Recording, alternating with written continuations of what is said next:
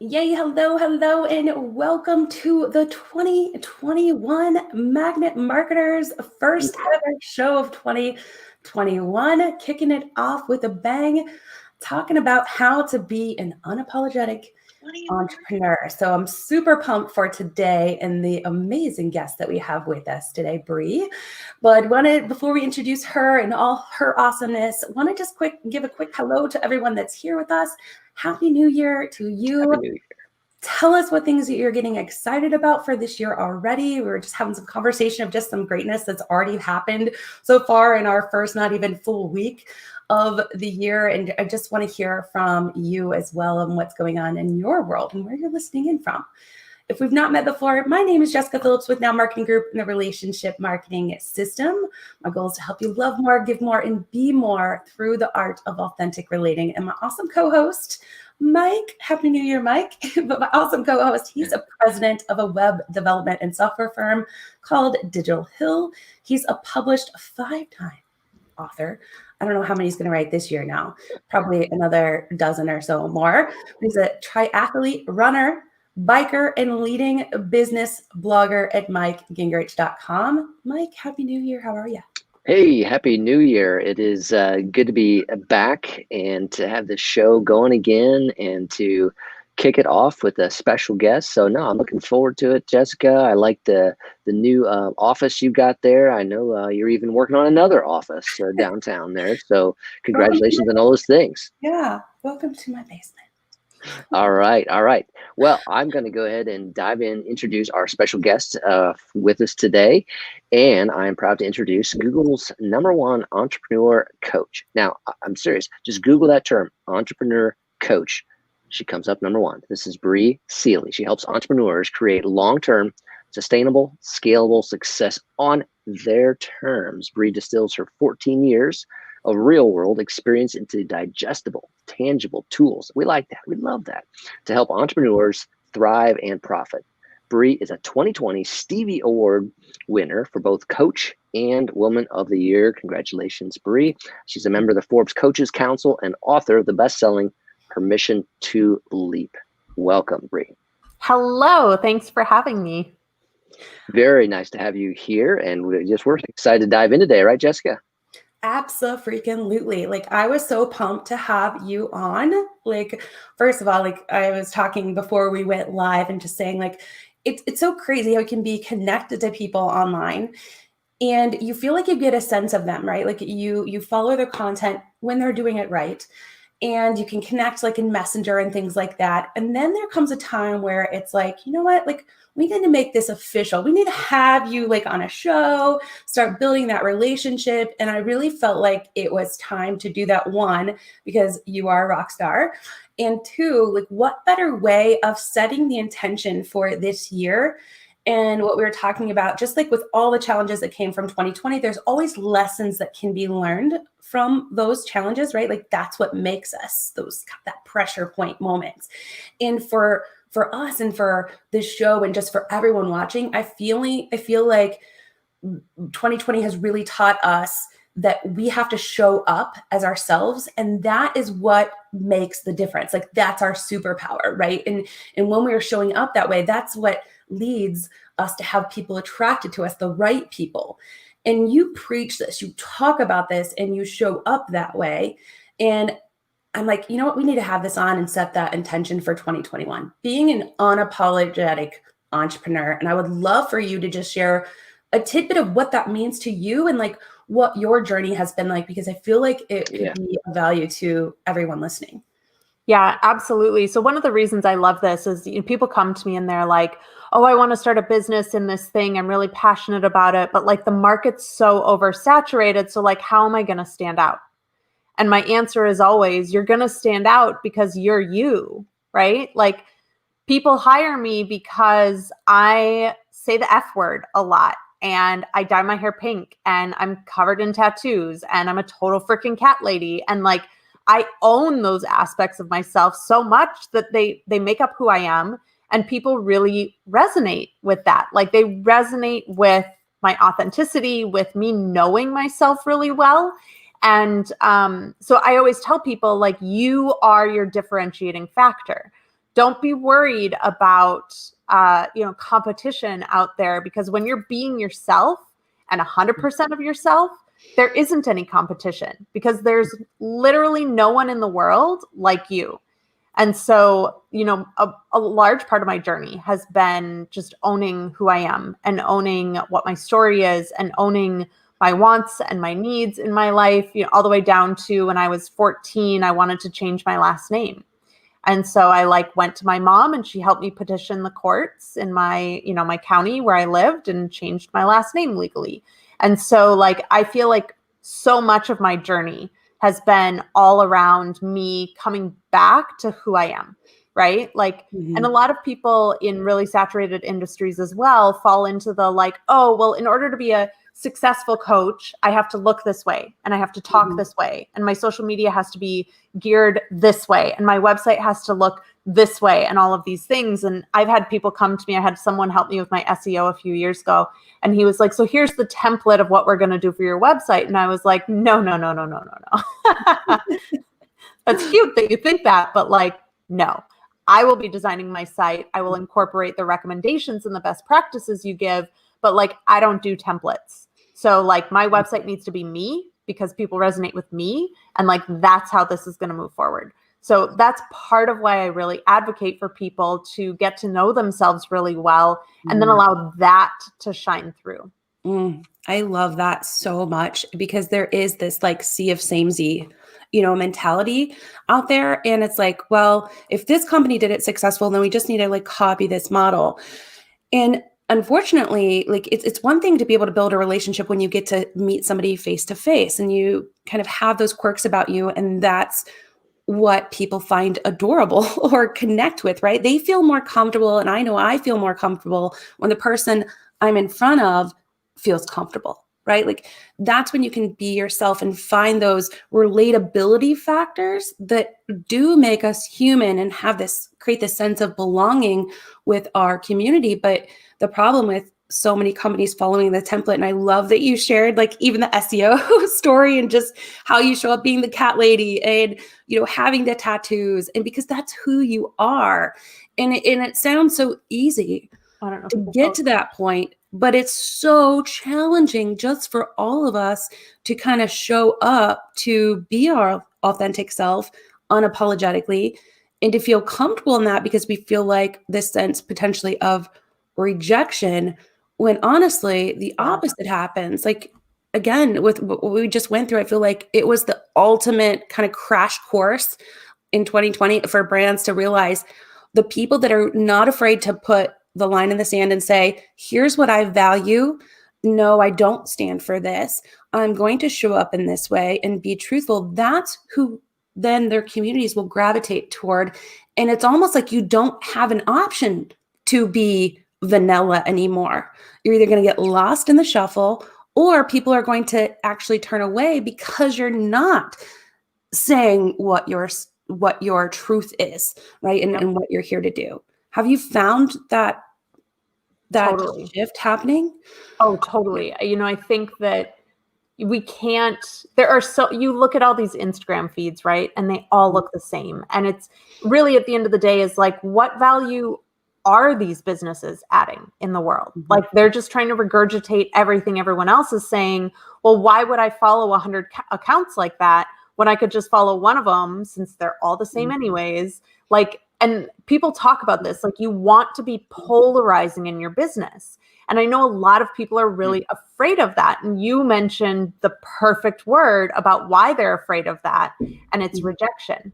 And that people are really afraid that if I'm 100% myself, there's going to be a lot of people that don't resonate with it, which is true. But this is the cool part. I have had so many people over the years. One of my favorite words is the F word. One of my life mottos is 0 Fs. I'm not going to swear on here because I didn't ask permission first. But one of my mottos, in fact, I have a sticker on my notebook that goes everywhere with me that says 0 Fs on it. And I swear a lot. It's just part of who I am. And I have had so many people reach out to me. In fact, one of the judges from the Stevie Awards put it in their feedback that I shouldn't swear. And I've had potential clients and stuff. I had someone buy my one of my courses that actually had a swear word in the title, buy it and then ask for a refund because I swore in the course. And I'm always like, yep, have your money back. Bye. Like, I am not your person. And so I will oftentimes even say at the beginning of things now, like, if you don't swear, if you don't want to hear me swear, don't sign up for this. I am not your person. And I'm okay with that. Like, I don't want people that are not aligned with how I operate in the world. And I've had a lot of people be like, well, you should change how you operate in the world. And I'm like, why? No, just go find someone else. Like, I'm not gonna compromise who I am. And for me, those words are just really passionate words. They're like exclamation point words to just kind of like throw an extra added punch. And like, that's how I communicate. So if you don't like how I communicate, I'm not gonna be someone else in my life to accommodate those around me. Like, if you don't like it, all respect, but like, there's another business coach out there that doesn't swear that you can totally go follow. And that's the key, like just showing up who you are, just who you are, right? Like, it doesn't mean that you have to swear. By the way, two things I want to say to the F word. One, the only F word we don't really like on this show is funnels. So that's the only F word. And the second thing is that, like, I know when Gary Vaynerchuk kind of, blew up, and he was very much like in your face because he did swear. I typically don't. Like, I'll say a few things here and there. But I also, though, appreciate when someone shows up, like, it doesn't bother me, right? What bothers me is when I see it one way or another. One, where I see somebody on stage or they're talking, they're presenting themselves, and they come off as one way, and then you meet them after hours and they maybe are one that's swearing every other word. And I'm like, which one are you? Right. And then also the opposite to be true when the Gary Vee came out, and then you started seeing all these people try to be that way. And it just fell off, like it felt awkward, right? Like, and you're like, oh, this doesn't look right. Like, coming out of your mouth. It's really just coming to terms with feeling connected to who you are. And I feel like energetically, it just does something, right? When you step into that. Yep. And it took me a while to feel comfortable, honestly, like with that, because I kind of grew up, if you will, in my big girl jobs in corporate America. And I felt like everything had to be by the script, by the book, right? And that's conditioned to us from school, from the moment that we get into school. Like, it's all like, you do this the certain way, and here's how you write, and everything's templatized, if you will, and scripted. And it's like, how do you then break free of that? Like, have you had those like discussions? Because you are that entrepreneur coach. I'm sure this comes up a lot because you've owned it. What is the process with that for you? My process has been like an easing into it, right? It wasn't like I went straight from one extreme to the other extreme. I've tried a lot of the templates. I've tried a lot of the best practices. I've tried so many of those things that everyone says like are the way to success. And, I would attempt them and they wouldn't work. And so then I would have to figure out like, okay, well, how do I take the like kind of skeleton of this idea or this concept and flesh it out with me, with my perspective, with my wording, with my approach. And when I started to do that, like, there are some good best practices out there that are amazing. That doesn't mean that they should just go by the wayside. It means that you have to do a little bit of extra work to figure out, how does this thing fit me, right? I have a background in fashion, and so I always liken it to, like, you wouldn't just go buy a trend off the rack just because it was trendy, right? Like, if it doesn't fit your body style, if it is a color that doesn't go good with your skin tone, if it like you have to figure out your iteration of it. And it takes more work, which I get. People don't want to do the extra work, but in the long run, it provides a bigger impact. And so I always say, like, you have to do the work. You have to figure out how that thing's going to work for you and put your own spin on it. Because if it just feels like, about to throw the bad word down, if it just feels like a funnel to people, they're not going to want to engage. I just had a potential client a few weeks ago say, what I loved about engaging with your brand was that I don't feel like I'm being funneled. She's like, it's clear that you have your process, right? But she said, I didn't feel like I was just a number. I didn't Nobody feel wants to like, be funneled. Okay. no. But yet everyone does it or tries to do it. Why? Because we're told that we're supposed to? I'm sorry. No. No. Amen. Sorry, Mike. Go ahead. Bri, I like what you have said, and I think if I'm trying to kind of break it down, so if someone's coming to you and saying, hey, I need a coach because I've got this is my idea and I know there's other people in it, I need to differentiate myself, and I'm trying to look at a marketing strategy. So what I heard you say is you kind of stop them there and say, okay, let's not move forward, let's go back to something to find out deeper who you are, versus first before to know what we need to do to go ahead. So would you say that go back before you go forward? Almost. I would change one thing. I would say go in before you go forward. Got it. Yeah. So one of the first things I do with, especially with new entrepreneurs that like haven't started businesses before, is the first exercise we do is their core values. Like you need to know who you are. You need to know what drives you. You need to know what's going to get you up in the morning. You need to know what's important to you. All of those things are key foundational aspects, because I've built businesses before that are out of alignment with my core values. And let me tell you, they are no longer in existence, because you cannot operate a business that is out of integrity with who you inherently are. So absolutely, you have to turn inward before you move forward. Amen. Yeah. I cannot like snap that enough and amen that enough. I love saying like everything, and with our clients, my team that is listening in, probably like already know what I'm about to say, but I say everything starts from the inside out. Like there's no way of growing a great business or having great marketing or people wanting to connect with you, exactly as you said, if it's not intrinsically like already part of who you are. You can't fake passion, right? You cannot buy community, and people will not create this sense of belonging unless they feel that passion and connectedness to the brand. So it does start with like the core values or the brand manifesto, if you will. And the only way of creating that is to get real with what really lights me up, right? Like, and what am I really here to do? Like, what will not feel like work by doing it? And who can I do that with really well that's going to create this sense of belonging and keep us growing?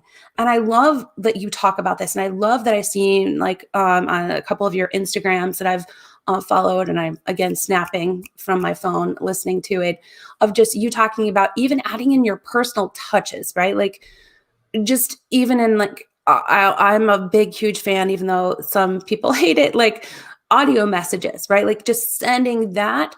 And I don't care that it's not the, to whom it may concern, super uber professional email, but to me, that's not me. So like doing those personal touches, like how do you get to that next step of then people getting to that point of feeling comfortable adding their special sauce in, if you will? Yeah. I mean, I think really, obviously knowing yourself, right? Like even beyond your core values, just knowing what your communication style is. So as you mentioned, my favorite, in fact, you've gotten at least one, maybe several from me, audiograms.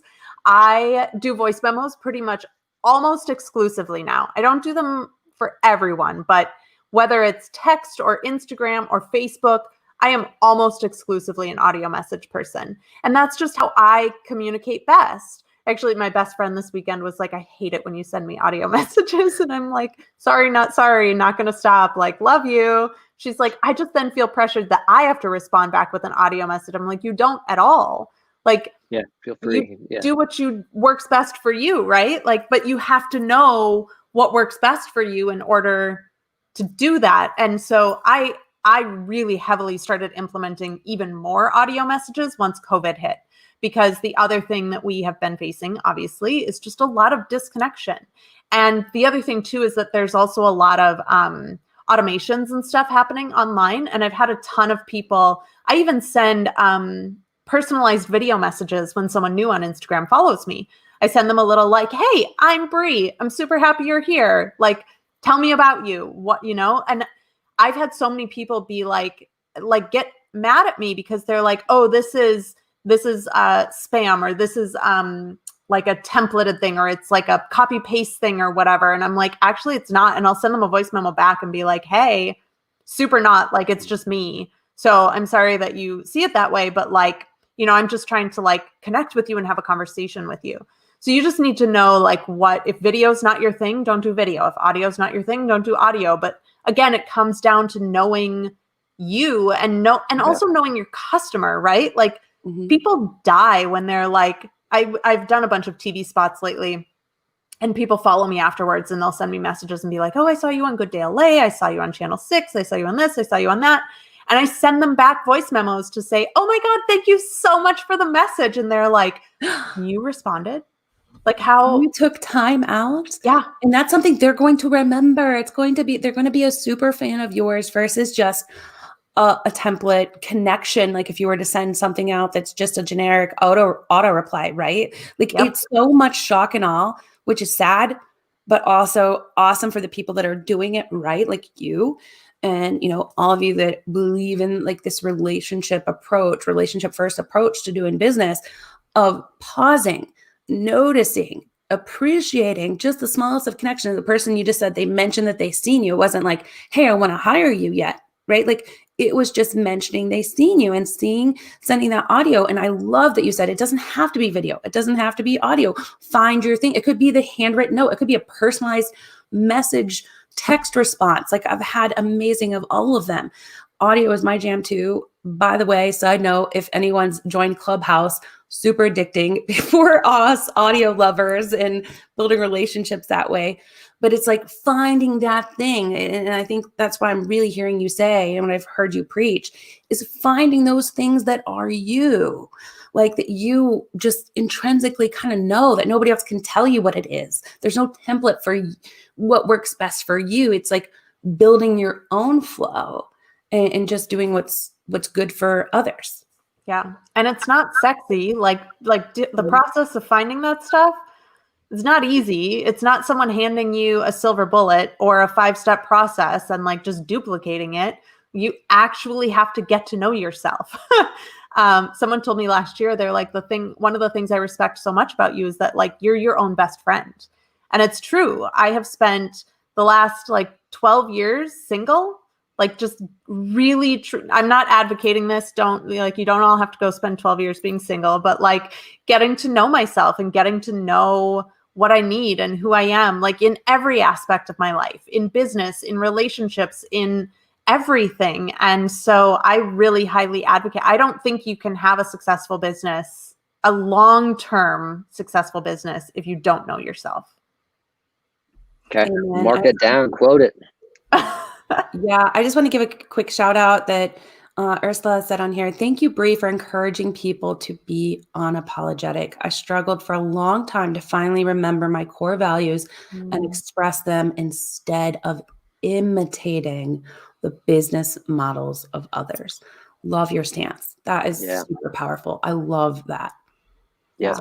Shout out to George too. He's here. He loves audio messages. Jen Cole as well. So yeah, we got some others who love that. I want to kind of spin out this a little further, because I think kind of what you're talking about is almost things that we have to know thyself and be unique thyself. Is almost we have to unlearn in many cases what the educational system we have been shaped by. Okay, is I think that you go through whatever level of schooling you went. At least you were in high school, and everybody, you had to do these same things to get this 90%, or whatever, kind of things. And it was always just do these.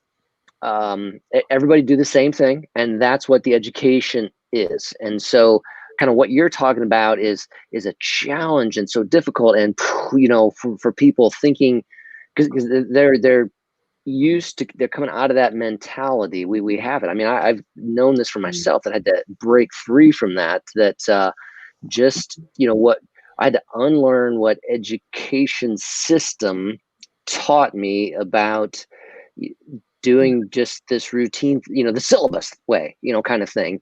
And that it'll fit the masses. We can educate 100 people because you just do this. And at the end, you're going to know it. So we have to unlearn that in many ways. So I think there's, it just seems like, and what it seems like you're finding is just that need. You have to help people explore that, which is kind of, go in, but also like shed, right? You got to take off these things that were laid upon us to say, it all fits. You have to fit this way. Can I add one thing to that real quick? Because I love that what you just said, Mike. And I feel like also, Bri, and correct me if I'm wrong, is that there's a different mentality too when it's a corporation, right? Like this business to business mindset too of individuals like, okay, yeah, that's just for the personal brands, right? Like, yeah, we can talk about being personal because it's just, you showing up as you in this personal brand versus embracing this on this corporate level that we're now seeing these brands kind of step out. And even though it is a brand, it has a personality. And I feel like exactly what you said, Mike, but then also even that next level deep of saying it's not just for the individuals selling to an individual, it's corporations too, right? Well, and it's so interesting. I think that for me, like the idea of corporate is just an extension of the school system, right? Like it really truly is like it's set up the same way. You want to follow the rules. You want to fit within the mold. Like they really truly are the same thing. And so for me, entrepreneurship has been a lot of letting go of that stuff, or even, in addition to schooling, just stuff that you get told as a kid, right? Like, oh, Bri, she's shy and she's quiet, right? Like she's a wallflower, she's all these things. And so it's like, it is that shedding process of all of the projections that other people have put on you, that your parents or your family has put on you, that the educational system has put on you. It's really important. And the one thing I want to say in relation to what Jessica just said too, is that there's been this idea that, it's just business, right? Like business is business. And it should be sterile. Like, don't infuse your personality in it. Everyone needs to dress the same way. I was getting ready to register for an event. I just moved to Oklahoma. I was getting ready to register for an event. And I looked through the headshots of every person on the panel. And every single headshot was like gray background. Yes. Every single person, men and women alike, were all wearing navy suits with and I was just like, oh, like they all. I won't sign up when I see I didn't go. Right? Yeah. I actually even emailed the organizers and was like, this doesn't inspire. You're supposed to be a young professionals organization, and you're only promoting people that have gray backgrounds and navy suits as your like experts. Like, I'm supposed to be sitting here taking their advice. I don't want their advice. Like, absolutely not. But the thing that I think COVID really ushered in so beautifully is that business, even corporate business, overnight has become insanely personal. All of the sudden, you're not in the cubicle doing the video meeting like you were before. You guys all right now, you're in my home with me. You're in my living room with me. Like, that is insanely personal. You're on a corporate phone call with your clients, your kid comes in, or like me, my cat's always screaming in the background, knock on wood, she's taking a nap right now. But like, the business has become insanely personal. And so to your point, Jessica, there is no differentiation now between, corporate and home. There is no differentiation between business and personal, whether you're a corporate or a personal brand or an entrepreneur. Everyone's in your home with you right now. You're in everyone else's home with them right now. Like, that separation, it's gone. It left very quickly when COVID hit. Yeah. And isn't that how it should be? I mean, we're like, we're breaking out of this, like, it's like problem with the Industrial Revolution, right? I mean, when you could go back and people were farmers, right? There was no difference. They went out in the barn and, they came in and that was life, I got to do this. But then once you started building these structures, things they just try to systematize everything. And fortunately, this has been a breakthrough of that with COVID to get people out of those routines. Say, hey, this can work, and remote does work and keeps everybody safe. And but it had to break down some of those systems that just got put in place. And those thankfully, I'm sorry. thankfully, like about time. Thankfully. Yes. Amen. Those are the brands you're going to be loyal to, right? When you call up and they know your name, right? Like talking old school, right? It's like the new old school, which I love, right? Like people used to just do business with the people in their communities. You go to your local pharmacist that would mix up stuff for you and have that ready for you. They knew your family's names, it was very personal, and you built this rapport with them. Or the grocery person you knew by name, right? Like your insurance agent, whatever it is. And then it became like a convenience factor. So we started being able to expand and choose based upon different criteria and speed, ease of use of whoever I could do business with. But now when you blend the best of both of those things, convenience, ease of doing business with someone, but also get that relationship factor. And you hit it spot on, Bri, when you talked about like COVID, when that came out, where now the brands have to realize, hey, you need to take some time off to teach your kids at school.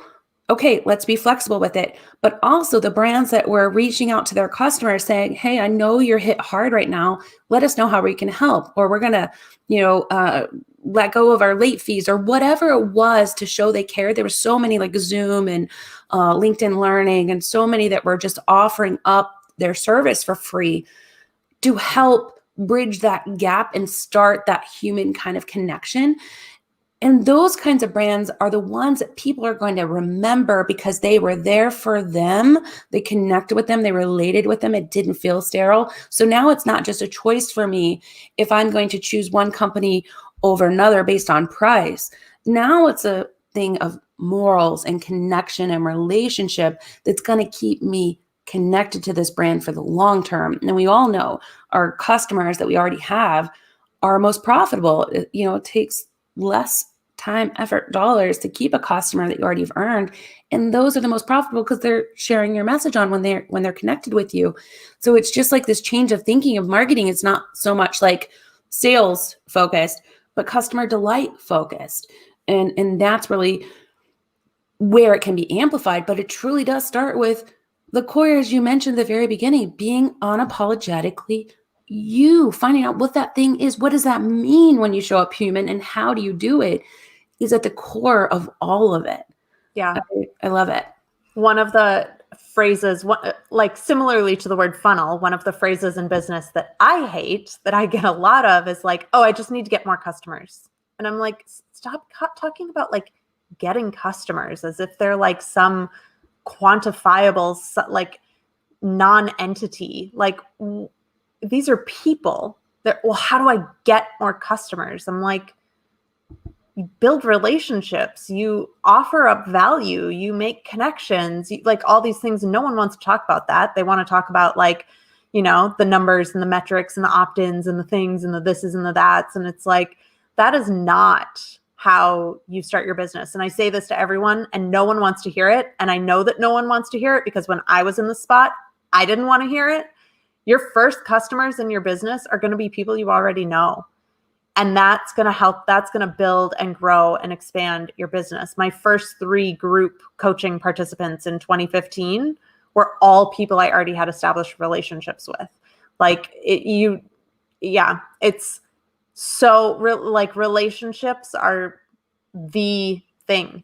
And it's not sexy to talk about. It's not funnels and advertisings and this is and that's, but it's truly like, if you want a business that is going to stand the test of time, like I say, if you want a marathon business and not a sprint business, you have got to be good on your relationship game or you are screwed. Yeah. I will disagree with you though. I think it is a little sexy. So the relationship factor there. So I'd tweak that a little bit there. Yeah. It's just people just like to talk about like the numbers and the thing, all this stuff. And hacking. Yeah, Yeah. the Facebook ads and the, like all these things. And I'm like, it's so flashy. And everyone's like, well, I want that. I want that. And it's like, no, start by having a simple conversation with someone. Like, It's like the weight loss stuff, like yeah. with everybody with New Year's resolutions. Has anyone really bought the pill that is going to make it really easy to lose weight? No. You end up having to do the hard work anyway. Like you just end up wasting money along the way. So you might as well just do what you know that works. It's not quick. It's not easy. You have to show up, but it's the only way that it's going to get to the result that you want. And you're just wasting time along the way if you try to get this gimmicky crap that is not sustainable, as you mentioned.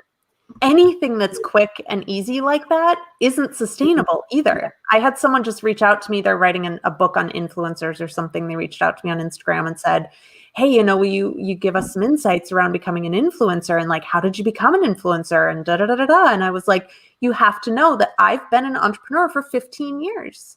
Mm-hmm. This isn't something where I just started an Instagram account yesterday. It's not something where I just grew a multiple six-figure business overnight. I started, my first start was in 2007. I'm going on 6 years in this business. And the thing is, the majority of people don't make it that long because they don't have the stamina to do the work that it requires to get to that point. It's not an overnight thing. And anyone that tells you it is either probably has a lot of money that they dumped into a lot of advertising and marketing, or they're lying to you. Mm-hmm. I freaking love your story, by the way, and I could talk to you forever. By the way, Bri hasn't bragged on herself on here because that's not who she is, but seriously, look her up and check her out. She's the real deal, and it's something, again, that you can't fake. You can't fake the top result in Google. You can't fake what the shows that you've been on and how you've been recognized, and you've done the work. And I love the story on how you even decided when you were in fashion before that you weren't going to do the traditional model of going to the school and then interning under someone and all of that.